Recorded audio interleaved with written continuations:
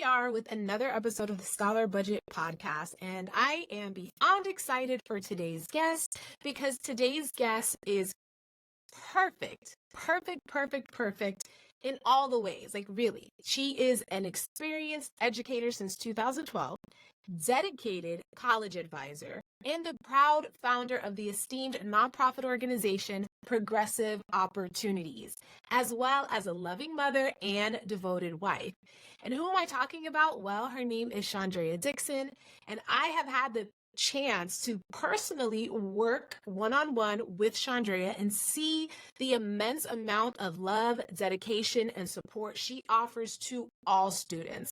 Like, she wants to see students win. She is that person that will go above and beyond to make sure that the students that she is serving, they are taken care of. So let's hear what Shaundrea has to say about all of the amazing benefits of being connected with her nonprofit organization, Progressive Opportunities. Grab your paper, grab your notepad, and let's take these notes. You're listening to the Scholar Budget Podcast, where we teach you how to earn a debt-free degree, grow your money, and claim every opportunity with your name on it.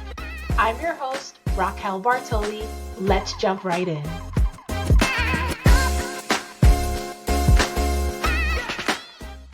Hello, Shaundrea. Welcome to the Scholar Budget Podcast. How are you doing today? I'm doing great. I'm happy to be here today.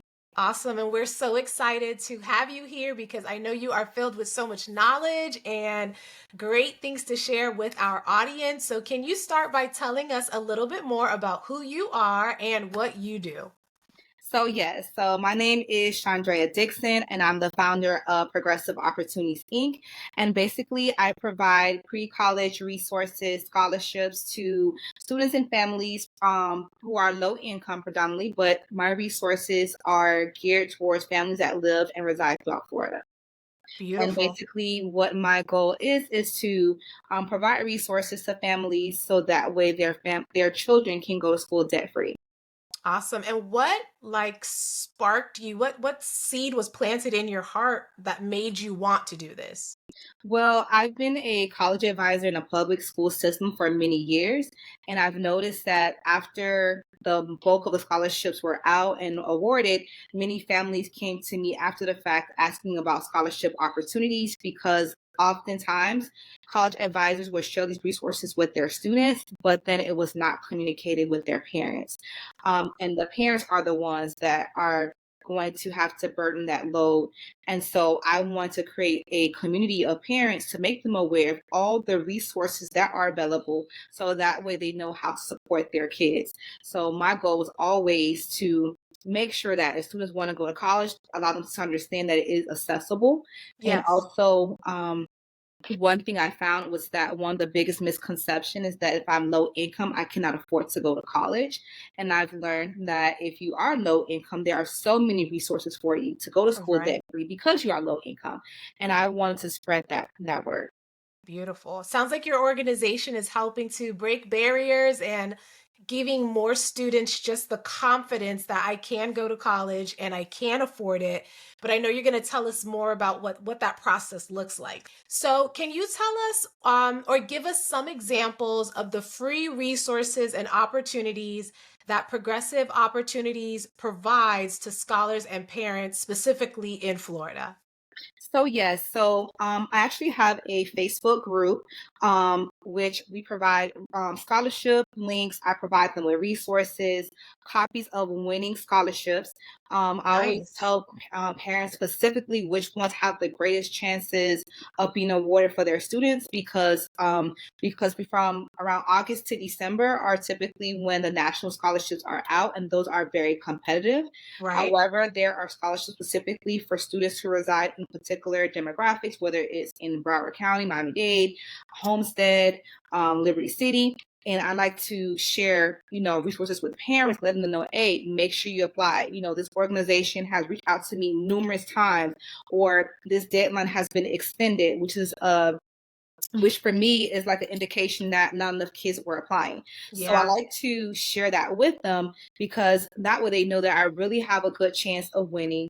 And I also like to share with them, hey, listen, if your essay sounds similar to this, then you Mhm. have that chance of winning as well.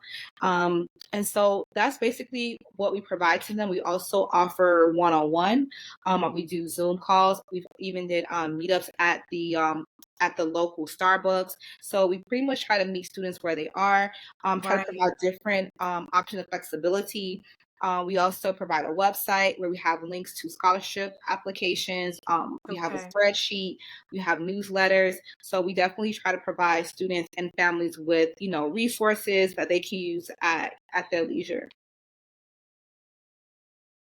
Yeah, and you said it already, but you are definitely making an effort to meet every student and parent where they are, from newsletters to links to the Facebook group, which we definitely want to link in the show notes of this podcast. And so let me ask you, with you pushing out all this information to parents and students, do you find that parents and students are aggressively taking advantage of these opportunities at the level that you would like to see them do that? Good question. The answer is no, unfortunately. There are select few, and last year, those students that were aggressively taking advantage of these opportunities, they are in school debt free.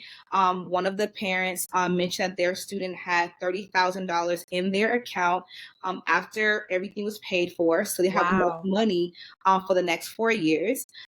They've mentioned that it's because of my resources that they were able to take advantage of these opportunities because they didn't have these scholarships at their school. Um, Okay. and then and then I've had situations where one year no one applied, and the next year I say, guys, remember last year I talked about this and no one applied for the Right. opportunity. And then I was so proud that so many families were able to take advantage of that, during that particular season. Awesome. Currently, right now, I do see a lot of individuals tagging their children or their family or their friends, but I still don't see the level of effort that I would like to see Right. because maybe they still don't have the confidence, even though I offer them, 100% free guidance. Right. And I'm glad you shared that because, working in the scholarship area with students as well, I sometimes feel like, we're rooting scholars on and parents on, and they're not showing up as we'd like them to, and the goal is for them to get the money. So I just wanted to hear from you, with the parents and students you're working with. And again, this podcast episode is again to encourage, inspire, and remind parents and students that there's so much opportunity. My Florida parents, Florida students, we're going to get you connected in Shaundrea's Facebook group. So there's no excuse. Like, she's given all the nuggets, all the gems. All you got to do is take action. So, Shaundrea, could you describe, and I know you gave a few, but can you describe maybe a specific success story or an impactful moment that showcases the positive impact progressive opportunities has had on the academic growth and personal development of scholars? So yes. So just to give you an example, I'm going to just use my daughter to be honest. Yeah, that'd be And great. so throughout the application process, like many students, she wasn't really motivated to apply for scholarships. She thought it was very tedious, trying to apply for scholarships while she's also doing college applications, while she's doing cheerleading and worrying about her social life and senior activities. So, it took some time and motivation. And then I've noticed that as she developed her personal statements and started to realign her personal statements with different scholarship applications, her writing began to develop, and Nice. it was like it was just maturing and developing. Like I was in awe, and I was Yeah. like, wow, like you're really a good writer, and I love how you started to elaborate because I was able to help her reframe her thinking and be more specific and be very intentional when she's developing her essays. So it's because of the effort that was done throughout the scholarship application process that has motivated her to become a peer mentor at the university. And then these students Nice. are doing well academically because they have that mentorship. And she also was able to continue with the lesson that I've taught her along with her peers, and she was able to study in Sicily over spring break through study abroad, and she was Wow. able to study for free. And so a lot of her peers thought that, oh, you're very wealthy, that's why you're able to do that. And that's not the Right. case. And so it's motivated her to develop her own, YouTube channel and social media channel to explain to students the process of getting scholarships and let them understand that you too can go to Sicily or anywhere, through the power of scholarships and letting them know that Right. it's not competitive as what you may think. You have to Mm, put in the effort and put in the time, and you too can have these experiences. So that's just one of many cases. I have other students that they are doing well, at their university. They're taking on other leadership responsibility. They're becoming ambassadors beautiful. at their school. They're being peer mentors at their schools. So I do believe that by me working with students and having to think about their futures, because a lot of the scholarships require that, I Yeah. think they are starting to implement and really implement the things that they're saying in their essays, and they're able to, encourage other students as well. Wow. So I know you're like a proud nonprofit owner and a proud parent. Yes, And that's so cool to be able to hold your daughter's hand through the journey. And it just makes it very visible for other parents to see. Like, it's not about being perfect, but you do have to have a system in place and you have to keep refining. I love how you said that her essay evolved over time. And sometimes students, they get so caught up in that perfection and there's so much competition. Some scholarships, yes, there's an abundant amount of competition, but you don't know which scholarships are for you and which ones aren't. So, that's correct. like your daughter did, like Desi did, you got to keep shooting your shot and it'll come through. So go Desi. I love it. So what would you say sets progressive opportunities apart from other educational support organizations? Like, what's that thing that really helps your nonprofit to shine bright? Thank you. So what sets my organization from others is that I'm very intentional. I provide parents and families with local scholarship opportunities. Although I may although I may provide them with, scholarship opportunities overall, but I really put a focus and emphasis on local scholarships because I know that a lot of families or a lot of students do not apply for the scholarship. I know some students become a lot of students become not as motivated. So Right, because I've seen such great success and I see that, what that does for students self-confidence, I'm constantly promoting, local scholarships, and I'm seeing the greater success in that than yeah, others. I've noticed that also many organizations may just give them scholarships, but they don't really sit down and say, well, this is a winning scholarship for the same exact one that I want you to apply for, and this is the formula. right. And that's kind of the difference, I would say, versus other organizations. I love it. That is beautiful. And can you discuss the role of partnerships and community involvement with progressive opportunities? Like, are you doing everything on your own? Are you partnering with other organizations? What does that look like here in South Florida for you? So thank you. So also one of our missions really is we want to make sure that students who are not only low income but specifically homeless or unaccompanied, we want to make sure that we provide those particular demographics with the resources. So what we have done, we have created an online campaign where we allow families or businesses to donate college essentials, so that way when our students who identify as homeless, unaccompanied, or even low income, we're able to take them, we're able to provide them with a duffel bag filled with college essentials to smooth out their transition from high school to college. So we Beautiful. work with different organizations, we work with nonprofits, we work with other like organizations such as the Kiwanis of South Dade. So we definitely try to provide other organizations that are aligned with our focus to become involved to make a tangible difference in the Right. population in which we are serving. Nice. And So, that's so, go so ahead. yeah, so we do something by ourselves, but we do try to make this a community effort as well. Yeah, and I love how you've found like your niche, like the homeless population. they're often forgotten about, right? And especially if you don't know what a student's situation is, you might see them come to school normal every day, but behind the scenes they're struggling. So it's great to see that this resource is available, and hopefully it'll encourage them to advocate for themselves and say, hey, this is my situation, but I'd love to, have a duffel bag as I get ready to go to college. So kudos to your organization for initiating that. I love it. Thank you. And what would you say are some of the future goals and plans for progressive opportunities? Do you think you're going to get out of Florida and, maybe get some territory in other states to be able to help other parents? Or is Florida really your home and that's where you're going to be doing the bulk of your goodness and your service and your work? Yes, Florida is definitely my home. It's my passion. It's my strong suit. One of our long-term goals is to have a shelter for students, for college students, age 18 to 24. So we even want Wow. to be able to provide housing solutions for the homeless, unaccompanied, or those foster students that aged out. So that Okay. is definitely a part of our long-term goals. I love that. That's amazing. And would this just be for like those who are students, or as long as they fit the age range, they would be able to apply to be at your facility?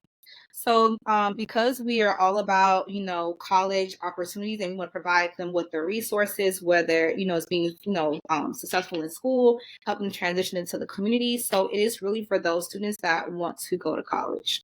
Okay, beautiful. And so for our parents, our students, and the audience that's listening right now, if they want to be a part of the amazing work that you're doing, how can other stakeholders get involved with progressive opportunities and contribute to your mission? What do those steps look like? So one thing you could definitely do, you can visit our website, which is www.progressiveopportunities.org. You can sign up to get our newsletters. We also have a wish list link on there as well, that to contribute to our organization. Students are able to earn community service hours for contributing as well.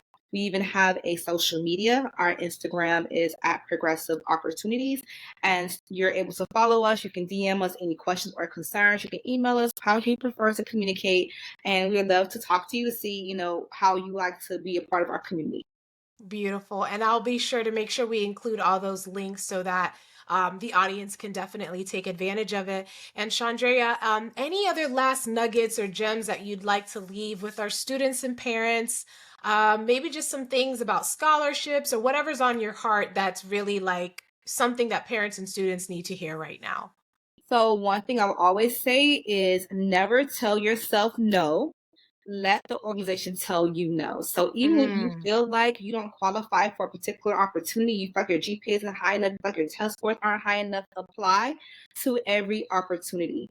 I personally told myself no, and I missed out on $2,500. If I would have applied sooner, I would have had a scholarship of $5,000. wow. Recently, I've had students that did not meet the test score requirement at all, but they were accepted into an honors college and got a full ride. So, in the same Mm, honors program. So wow. that goes to show you never know what the committee may look for. So even if you feel like you don't meet the academic requirement, apply to every opportunity that's available, because it doesn't hurt to try. Yeah, I like that. Let the organization tell you no. Don't be the person to count yourself out. You heard it from Exactly. you heard it from Shaundrea. Don't do it. All Yes. right, awesome. Thank you, Shaundrea. We appreciate you. We appreciate your time. We appreciate what you're doing. And yeah, we look forward to taking advantage of everything that you shared with us. All right. Thank you. Hey there. I hope you were taking notes and you're ready to implement what you heard. If this podcast inspired you or helped you in any way, I would love for you to subscribe, follow, and share this with a student, parent, or educator you care about, because sharing is caring. Also, your feedback means a lot. So please leave a written review of this show on Apple Podcasts. And if you ever want to connect outside of the podcast, you can find us at the Scholar Budget on Insta or the Book of Faces. So until next time, shine bright and put in the work so we can make those dreams a reality. Bye!